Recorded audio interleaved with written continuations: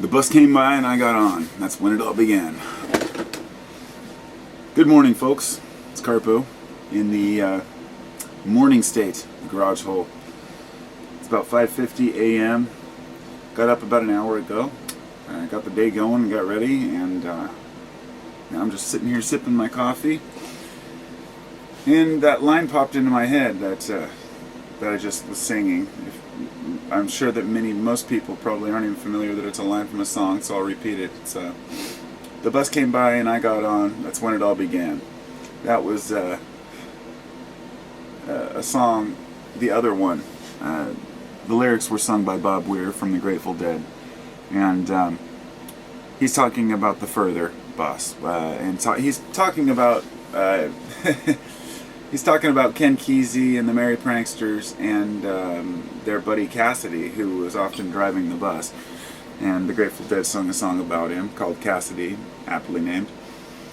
But the line from that song, that particular line, about getting on the bus, it's about the fact that one day they were, I guess they were recording out at the studio, the Grateful Dead. This was before they were the Dead. They were probably the Warlocks, or not even that. And the further bus pulled up, and they got on and went for a ride, and that's when it all began. Well, that's when the Grateful Dead journey began. But more than that, it's where he realized that things are not as they appear, where there's another side to society, to where there's another reality to each one of us. And I decided to get on the bus too. The metaphoric bus, of course. I've never been on the further, but when I was younger, I got on that bus. And when you get on, it basically means I've decided to expand my consciousness as much as possible and see things for what they really are. And that there's no way to escape that. There's no way to get out of it. You can't close your eyes once they're open. And you can't turn yourself away from truths that you know. So there's two ways to deal with this. You either A, cope with the truths that you learn by understanding them better, or B, you completely ignore them and develop a dogmatic system of belief that casts anything out that doesn't fit in your paradigm. And that's very common. But I guess the reason why that moves me so much, the whole idea of the bus, using that metaphor, is because when I was about, 15 or 16, I think I must have been 15, I took my first acid trip. And, looking back then, I didn't realize how plentiful it was, how lucky we were to have it around at that time, because it had disappeared all the way through the 80s, and then kind of reappeared in the early 90s, and lasted until the early 2000s, when all these RC, new research chemicals were coming out that were similar to LSD, like LAD and LAD and whatever, LPTGDL, whatever, a million different names for these things. Point being that the original L that I was exposed to at that time, I didn't realize how much we were really taking. It was potent. It opened my mind. And it was only later, a couple of years later, when I started reading people like, then I started learning about people like Timothy Leary, Ken Kesey, the Grateful Dead. I'd known of these things, but until I really got into the culture, I didn't really know they existed. In other words, the psychedelics took me to the culture. The culture didn't take me to psychedelics. But then again, I'm also remembering it the way I want to. I think they kind of coincided with each other. My buddy found a Grateful Dead tape, and at the same time his friend had some acid, whatever. It doesn't matter. The point is that once you've joined that realization, and I guess I should be specific by saying that, yes, I'm saying that psychedelics open your reality up to another plane of existence, another way of existing, another way of thinking.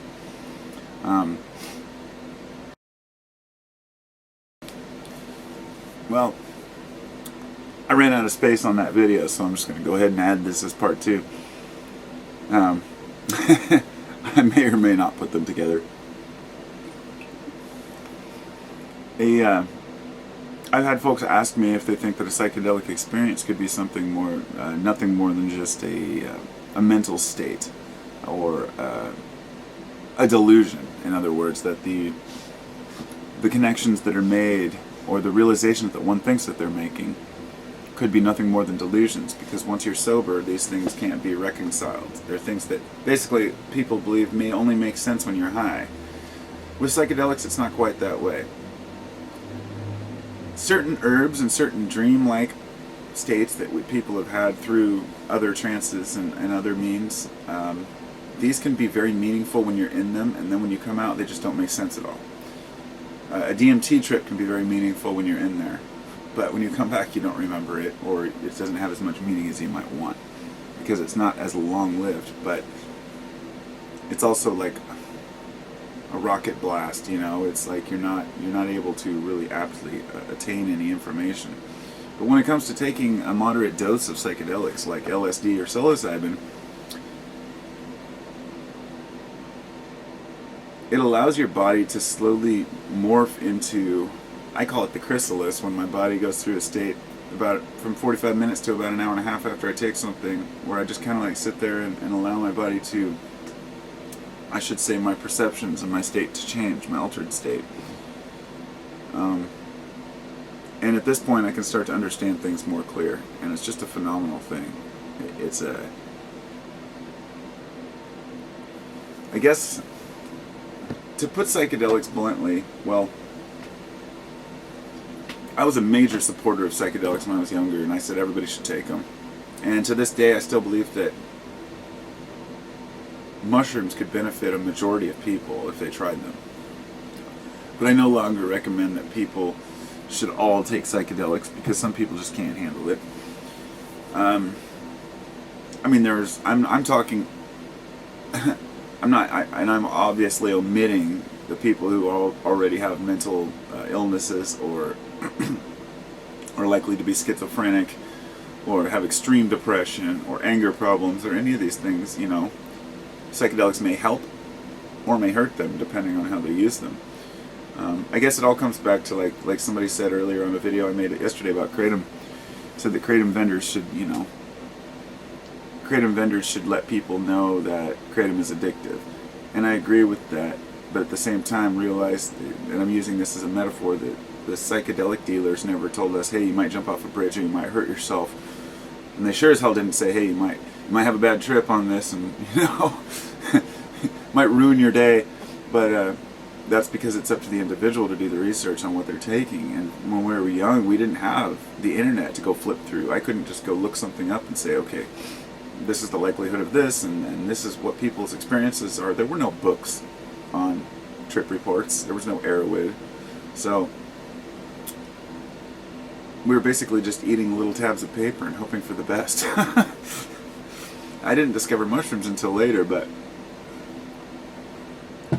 I'll say the first time I tried DMT, I was about 18 or 19. And it was, now looking back, it was phenomenal stuff. But I didn't know, and I'd never had it. We all sat around and smoked bong hits of it. Next thing I know, I woke up in like a different room.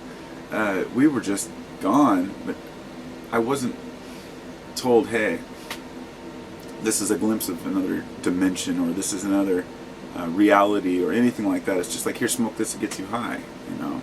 And I think that often standard psychedelics are the same way. People take mushrooms because they just want to get high with their friends and party. I mean, if you're taking mushrooms at a party, unless it's a mushroom party, you know, you can be wasting that potential of learning about yourself. I'm not going to deny that there are times when it's nice to just take some mushrooms and go wander around at a festival and have fun with people. Of course, but you have respect and reverence for it, and you're using it for the bonding aspect of it, I guess, or at least I am, to meet people, hang out.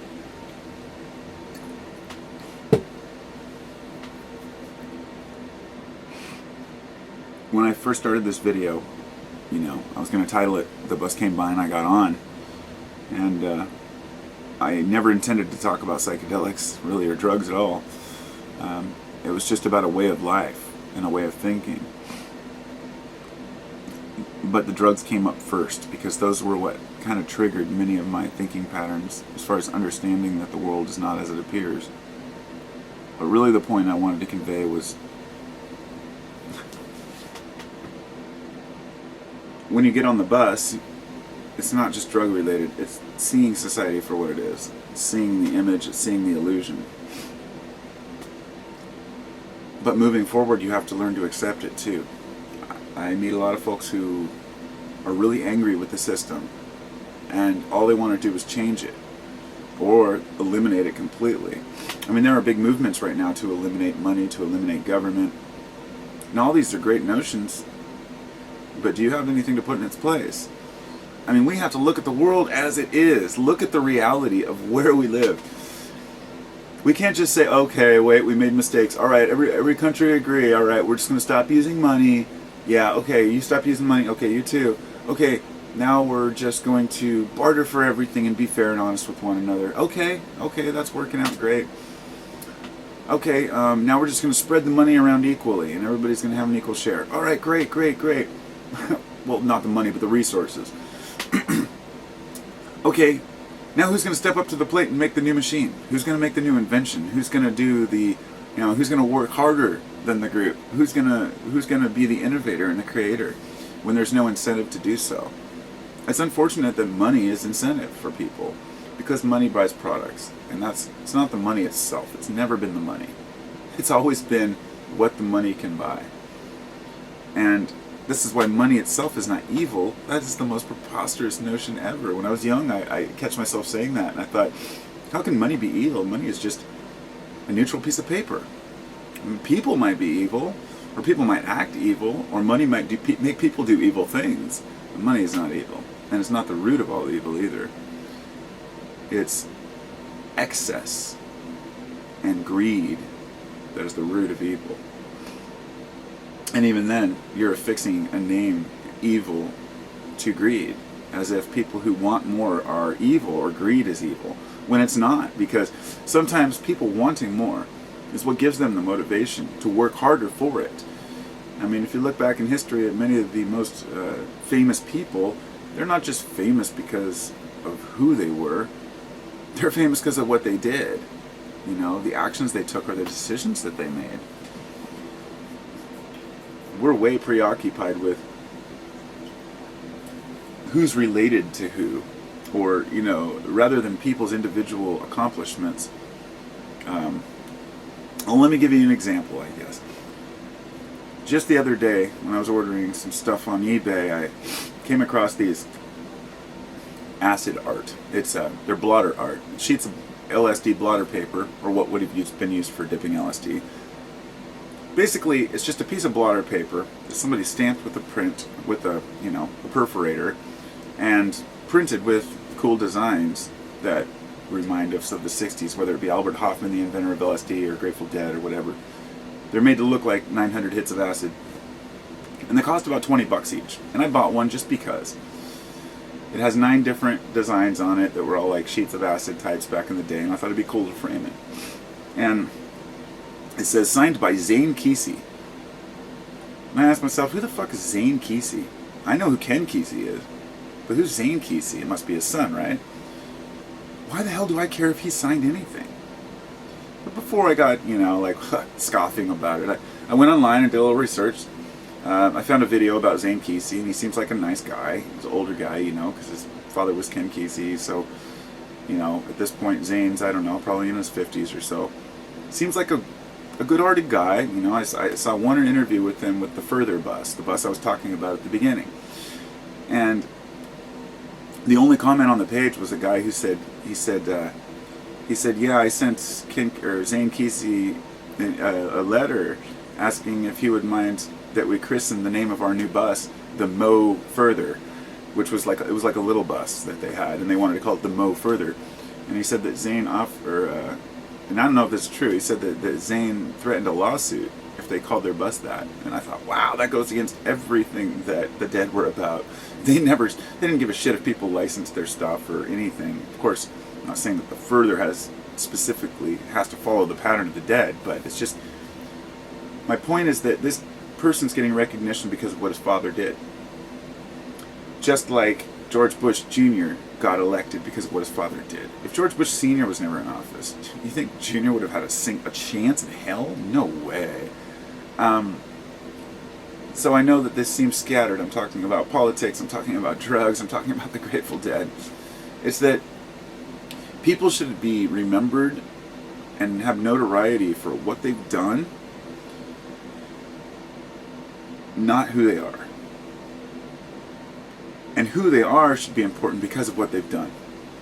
So if a person has no real accomplishments in life and they're riding the coattails of someone else, I don't mean to make the claim that this is Zane's Kesey's situation. I don't know what he does in his life. I'm just using that as an example of, here's some LSD blotter signed by a guy I've never heard of, that's the son of somebody who was famous that had to do with LSD. This is kind of, it's hard to say, if I had a father that was prominent in business, would I be using his name, use a family name to try to make a name for myself? But maybe. And people do this all the time. They have all kinds of, whether their parents were politically affiliated or whether they ran a business, or the old thing like Donald Trump, my dad gave me $1 million loan and I made something of it, Yeah, if my dad gave me $1 million loan, I'd be alright too, but it's a crazy world. We live in a crazy world. There's crazy shit to endure out there, and there's crazy people that we have to meet. And among it all, I find a certain contentment, a comfort, a happiness. After I realized that, I'm consistently going to be entertaining myself for the rest of my life. Nobody else is going to be doing it for me. I have to know what I find funny and what I find sad and what's important to me and what's not. And I have to make all these decisions based on me and what I think as an individual. I don't have a father or a role model to look back on and say, this is what I've been taught or this is what I've been told.